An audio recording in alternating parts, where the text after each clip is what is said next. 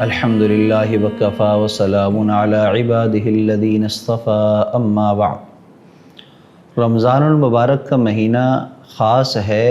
سخی لوگوں کے لیے۔ حضرت عائشہ صدیقہ رضی اللہ تعالیٰ عنہ فرماتی ہیں کہ رسول اللہ صلی اللہ علیہ وسلم رمضان المبارک میں بہت زیادہ اللہ کے راستے میں مال خرچ کیا کرتے تھے۔ عام حالات میں بھی آپ کی روٹین یہی تھی کہ آپ بہت خرچ کرنے والے تھے، لیکن رمضان المبارک میں خرچ کرنے کی انتہا ہو جاتی تھی۔ اللہ کے محبوب صلی اللہ علیہ وسلم نے فرمایا کہ اللہ تعالیٰ فرماتے ہیں، اے اولاد آدم تو میرے راستے میں خرچ کر، میں تجھ پر خرچ کروں گا۔ اسی طرح ایک اور حدیث مبارکہ میں حضرت ابو ہریرہ رضی اللہ تعالیٰ عنہ فرماتے ہیں کہ رسول اللہ صلی اللہ علیہ وسلم نے فرمایا کہ روزانہ صبح 2 فرشتے آسمان سے نازل ہوتے ہیں۔ ایک فرشتہ سخی کے پاس آتا ہے اور جب وہ اللہ کے راستے میں مال خرچ کرتا ہے تو اس کے لیے دعا کرتا ہے اور کیا کہتا ہے، اے اللہ اس کے مال کا اس کو بدلہ عطا فرما۔ اور ایک فرشتہ بخیل کے پاس جاتا ہے جو اپنے مال کو روکے رکھتا ہے تو اس کو بد دعا دیتے ہوئے یوں کہتا ہے، اے اللہ اس کے مال کو نقصان دے۔ تو گویا کہ جو انسان سخاوت کے راستے کو اختیار کرتا ہے تو اس کے مال میں خیر و برکت کے لیے فرشتے بھی دعائیں فرماتے ہیں، اور جو انسان مال ہونے کے باوجود بخل سے کام لیتا ہے تو اللہ تعالیٰ کی ایسی ناراضگی اس پر مسلط ہوتی ہے کہ فرشتہ بھی اس کے لیے بد دعا کرتا ہے، اس کے مال کے نقصان کے لیے اس کے لیے دعا کرتا ہے۔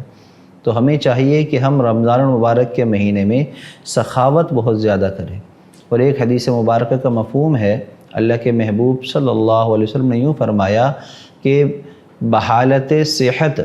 اور تندرستی میں جو انسان 1 درہم اللہ کے راستے میں صدقہ کرتا ہے تو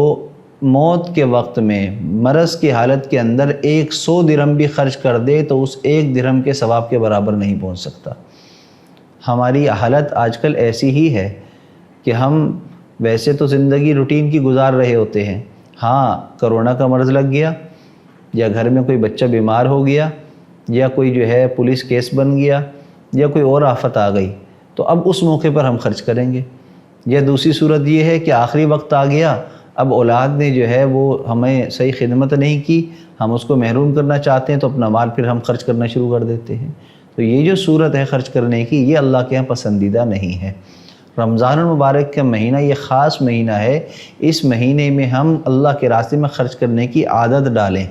اور یہ رمضان کی عادتیں ایسی ہیں کہ انسان اس کام کو کر کے اللہ سے دعا مانگے، اللہ پورا سال کے لیے قبول فرما لے تو انشاءاللہ زندگی بھر کے لیے اللہ سخاوت کے لیے قبول فرما لیں گے۔ اور یاد رکھیے کہ اللہ کی راہ میں انسان جب خرچ کرتا ہے تو اللہ کی طرف سے اس کو انعامات بھی خوب ملتے ہیں، اس کے مال کی برکتیں بھی اس کو خوب ملتی ہیں، اس کا میں اضافہ بھی بہت ہوتا ہے۔ ایک صحابی فرماتے ہیں کہ میں پہاڑ کی طرف تھا کہ میں نے آسمان سے بادلوں سے ایک آواز سنی اور ایک نام سنا کہ فلاں فلاں بن فلاں کے باغ میں جا کر برس جاؤ، پانی وہاں پہنچا دو۔ تو اتنے میں میں دیکھتا ہوں کہ اس بادل سے بارش ہوئی اور وہ بارش کا پانی اس پتھروں پر، پہاڑ کے پتھروں سے بہتا ہوا ایک نالی کی صورت میں بہتا ہوا چل پڑا۔ اب مجھے تجسس ہوا کہ یہ نام کس کا لیا گیا ہے اور یہ پانی وہاں کیوں جا رہا ہے، اس کی وجہ تو جانوں۔ تو میں اس پانی کے پیچھے پیچھے چل پڑا، یہاں تک کہ کچھ آگے جا کر ایک باغ کے اندر وہ پانی داخل ہوا، اور جب میں اس باغ میں داخل ہو کر دیکھتا ہوں تو ایک شخص کھڑا ہے بیلچہ لے کر اور اس پانی کی کو جو ہے اپنے باغ میں مختلف جگہوں پر راستہ بنا کر وہاں اس کے رخ بنا رہا ہے۔ تو میں حیران ہو کر اس کو دیکھنے لگا تو وہ بھی مجھے دیکھنے لگا کہ یہ کون ہے۔ تو میں نے اس سے پوچھا تمہارا نام کیا ہے؟ تو وہ حیران ہو کر کہنے لگا تم میرا نام کیوں پوچھتے ہو؟ تو بہرحال اس نے اپنا نام بتلایا۔ جب اس نے نام بتایا تو میں نے اس کو بتایا کہ میں نے نام کیوں پوچھا ہے، اور پھر اس کو واقعہ بتایا کہ میں نے اس طریقے سے بادلوں سے تمہارا نام سنا تھا اور جو تم نے بتایا یہی نام تھا۔ تو اب مجھے یہ بتاؤ کہ تمہارا ایسا کون سا عمل ہے کہ جس کی وجہ سے اللہ کی طرف سے بادلوں کو حکم ملا کہ وہ صرف تمہارے باغ کو پانی پہنچانے کے لیے اللہ نے ان کو جو ہے برسا دیا، ایسا کون سا تم کام کرتے ہو؟ تو وہ آگے سے شخص کہنے لگا کہ میرا کوئی خاص عمل تو نہیں، ہاں اس باغ کی جو آمدنی ہوتی ہے اس کو میں 3 حصوں میں تقسیم کرتا ہوں۔ ایک حصہ میں اللہ کے راستے میں خرچ کر دیتا ہوں، ایک اپنے اہل و عیال کے لیے رکھ لیتا ہوں اور ایک حصہ میں دوبارہ اسی باغ پر اس کی باغبانی میں لگا دیتا ہوں، بس میرا یہ عمل ہے۔ تو گویا کہ کل آمدنی کے، کل نفع کے 3 حصے کیے جائیں، جس طرح قربانی کے موقع پر علماء کرام فرماتے ہیں کہ گوشت کے 3 حصے کیے جائیں، ایک جو ہے وہ اپنے لیے استعمال کر لیں، ایک رشتہ داروں میں، ایک غریبوں میں۔ تو اسی طریقے سے جو بھی ہماری ماہانہ آمدن ہے، کوئی دہاڑی دار ہے، کوئی ہفتہ وار آمدنی ہے، کسی کی ماہانہ ہے، کسی کی سالانہ ہے، یا کاروبار بزنس ہے، تو اپنی جو بھی آمدنی ہو اس پر ہم 3 حصے اس کے بنا لیں، اور 3 حصوں میں سے ایک حصہ ہم اللہ کے راستے میں خرچ کرنے کے لیے رکھیں، اور ایک حصہ اپنے گھر والوں کے لیے رکھیں، اور ایک حصہ جو ہے ہم کاروبار میں دوبارہ اس کو بنانے کے لیے، بڑھانے کے لیے، اس کو لگانے کے لیے رکھ لیں۔ تو انشاءاللہ تعالیٰ اس عمل سے اللہ تعالیٰ کی طرف سے بالکل ایسے ہی ہماری مدد فرمائی جائے گی جیسے اس صحابی کی اس باغ میں پانی پہنچانے کے لیے مدد کی گئی۔ یقیناً اللہ کی ذات بھی وہی ہے اور اللہ کے محبوب صلی اللہ علیہ وسلم کے بتائے ہوئے اعمال بھی وہی ہیں، بس ہمارے یقین کی کمزوری کی وجہ سے ہم اس سے محروم ہو رہے ہیں۔ تو ہمیں چاہیے کہ ہم اللہ کے راستے میں خوب مال خرچ کریں تاکہ اس کی برکتوں کو ہم حاصل کر سکیں۔ اور رمضان کا مہینہ تو خاص ہے کہ اس کے اندر ہر چیز کا ریٹ بڑھ جاتا ہے، اس کے اندر اللہ کی طرف سے اجر بڑھا دیا جاتا ہے۔ تو اس مہینے میں جب ہم خرچ کریں گے تو اللہ اس کا اجر بھی ہمیں بہت زیادہ عطا فرمائیں گے۔ آج کل ہمارے پیمانے بدل گئے ہیں، اور پیمانے کیا بدلے ہیں؟ جس کا بڑا گھر ہوگا، بڑی دکان ہوگی، بڑا جو ہے وہ اس کا بنگلہ ہوگا، بڑی گاڑی ہوگی، تو کہیں گے بڑے لوگ ہیں۔ ڈیفینس چلے جائیں، ایسے علاقوں میں چلے، کیا کہتے ہیں؟ بڑے لوگ رہتے ہیں۔ حالانکہ یہ پیمانہ بالکل غلط ہے جو ہم نے بنایا ہوا ہے۔ دیکھیے بڑا کون ہے؟ بڑا وہ ہے جس کا بوجھ ہلکا ہوگا،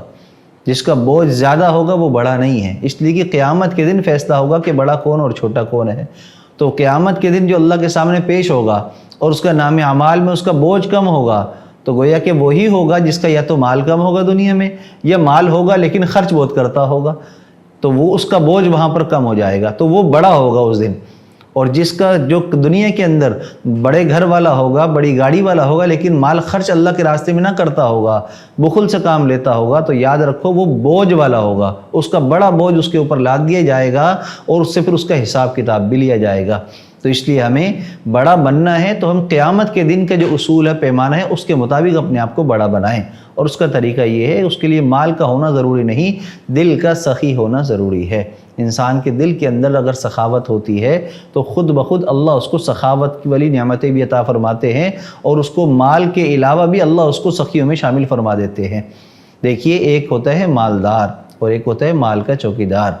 آج 90% طبقہ جو مالدار ہے وہ مال کا چوکیدار بنا ہوا ہے، مالدار نہیں ہے۔ مالدار تو وہ ہوتا ہے جس کو اللہ نے مال دیا اور وہ اللہ کے راستے میں خوب خرچ بھی کرتا ہو، جیسے حضرت عثمان غنی رضی اللہ تعالیٰ عنہ مالدار تھے۔ ایک وقت ایسا بھی تھا کہ جو ہے مدینہ کے اندر پانی پینے کے لیے لوگوں کے پاس نہیں تھا، یہودی کا ایک کنواں تھا، تو اس کو خرید کر مدینہ والوں کے لیے انہوں نے وقف کر دیا۔ اور ایک وقت ایسا بھی تھا کہ مدینہ والوں پر جو ہے قحط سالی تھی اور کھانے پینے خوراک کی کمی تھی، تو آپ کا مال تجارت جتنا آیا تھا وہ سارا کا سارا اللہ کے راستے میں خرچ کر دیا تھا۔ مالدار تھے اس لیے کہ اللہ کے راستے میں خوب خرچ کیا کرتے تھے، کیونکہ ان کو اس بات کا یقین تھا کہ اللہ کے راستے میں خرچ کریں گے تو اللہ نے 1 کے بدلے 10 کا وعدہ کیا ہے، اور اگر اخلاص کے ساتھ ہوگا تو 1 کے بدلے 700 گنا اللہ بڑھا کر اس کا اجر عطا فرمائیں گے۔ تو ہم مالدار بنیں، مال کے چوکیدار نہ بنیں۔ مال کے چوکیدار کا مطلب کیا ہے کہ ساری زندگی ہم اکاؤنٹ بھرتے رہتے ہیں، گھر گاڑیاں بنگلے بناتے رہتے ہیں، جب مر جاتے ہیں ہم اس کا چوکیدارہ کرتے ہیں، خرچ بھی نہیں کرتے اور استعمال بھی بہت کم کرتے ہیں، اور جب مر جاتے ہیں تو اولاد اس مال کو اڑا دیتی ہے۔ جیسے چوکیدار ہٹتا ہے تو ڈاکو لٹیرے آ کر اس کے مال کو لوٹ لیتے ہیں، بالکل ایسے ہی جو شخص اپنے کمائے ہوئے مال کو بھی اللہ کے راستے میں خرچ نہیں کرتا تو پھر اللہ اس کے اوپر ایسی جو ذلت مسلط کرتے ہیں کہ اس کی اولاد کو اس کے مال کا چوکیدار نہیں بلکہ ڈاکو اور لٹیرا بنا دیتے ہیں۔ جیسے ہی اس کا انتقال ہوتا ہے اس کا سارا مال وارثوں میں تقسیم ہوتا ہے، اور پھر الا بلا شلا غلط کاموں میں اور برے کاموں میں، لایانی کاموں کے اندر سارا مال خرچ ہوتا رہتا ہے۔ اللہ ہم سب کی ایسی عمل سے حفاظت فرمائے، اور رمضان المبارک میں خاص طور پر اور عام طور پر پورا سال ہی روٹین بنا کر اللہ کے راستے میں مال خرچ کرنے کی ہم سب کو توفیق عطا فرمائے۔ وآخر دعوانا ان الحمد للہ رب العالمین۔